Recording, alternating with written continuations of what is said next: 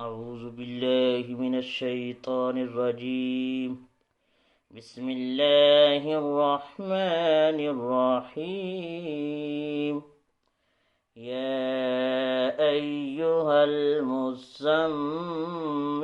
قم الليل إلا قليلا نصفه أو انقص منه قليلا أو زد عليه ورتل القرآن ترتيلا إنا سنلقي عليك قولا ثقيلا إن ناشئة الليل هي أشد وطئا وأقوم قيلا إن لك في النهار سبحا طويلا واذكر اسم ربك وتبتل إليه تبتيلا رب المشرق والمغرب لا إله إلا هو لا إله إلا هو فاتخذه وكيلا واصبر على ما يقولون واهجرهم هجرا جميلا وذرني والمكذبين أولي النعمة ومهلهم قليلا إن لدينا أنكالا وجحيما وطعاما ذا غصة وعذابا أليما يوم ترجف الأرض والجبال وكانت الجبال كثيبا مهيلا إنا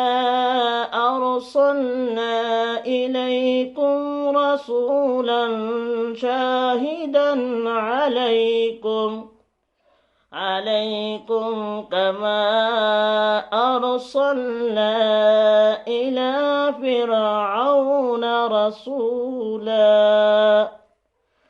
فعسى فرعون الرسول فأخذناه أخذا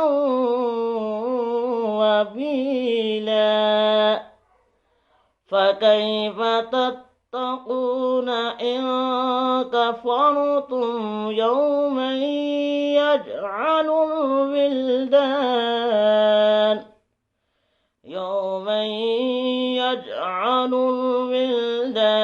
شيبا السماء منفطر به كان بعده مفعولا إن هذه تذكرة فمن شاء اتخذ إلى ربه سبيلا إن ربك يعلم أنك تقوم أدنى من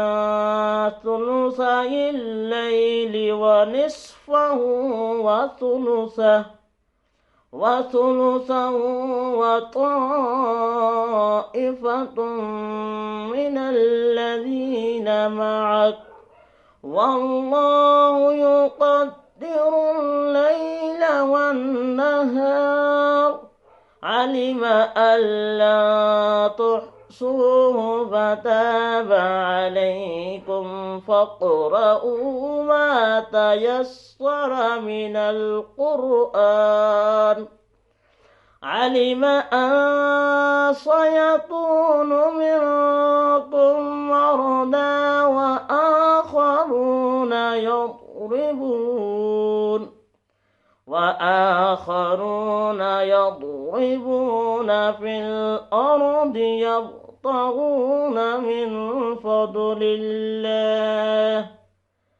في الأرض يبتغون من فضل الله وآخرون يقاتلون في سبيل الله فاقرؤوا ما تيسر منه وأقيموا الصلاة وآتوا الزكاة وأقرضوا الله قرضا حسنا وما تقدموا لأنفسكم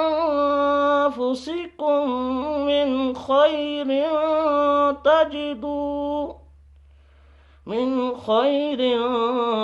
تجدوه عند الله هو خيرا وأعظم أجرا واستغفروا الله إن الله غفور رحيم وما تقدموا لأنفسكم من خير تجدوه عند الله هو خيرا وأعظم أجرا واستغفروا الله إن الله غفور رحيم صدق الله العظيم.